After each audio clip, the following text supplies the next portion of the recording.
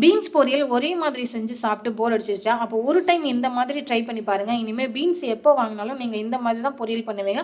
அந்த அளவுக்கு சூப்பரா இருக்கும் இந்த வேர்க்கடலை பீன்ஸ் பொரியல். இப்போ எப்படி செய்றேன்னு பார்க்கலாம் வாங்க. இதுக்கு வந்து ஒரு கை அளவு வேர்க்கடலையை வந்து நம்ம ஃபர்ஸ்ட் லைட்டா வறுத்துக்கலாம்.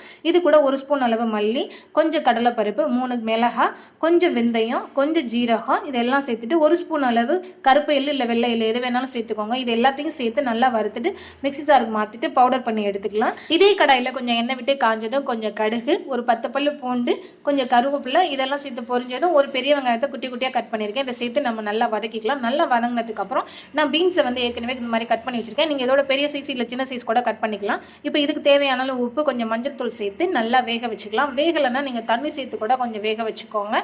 நல்லா வெந்ததுக்கப்புறம் நம்ம ரெடி பண்ண பவுடரை இது கூட சேர்த்துட்டு ஒரு 2 நிமிஷம் நல்லா வேக வச்சுட்டு இறக்கி வச்சு சாப்பிட்டோம் அப்படின்னா சூப்பராக இருக்குங்க. நீங்களும் ட்ரை பண்ணி பார்த்துட்டு எப்படி இருக்குன்னு சொல்லிட்டு கமெண்ட் பண்ணுங்கள். இந்த வீடியோ பிடிச்சிருந்தா லைக் பண்ணுங்கள். நம்ம சேனலை சப்ஸ்கிரைப் பண்ணி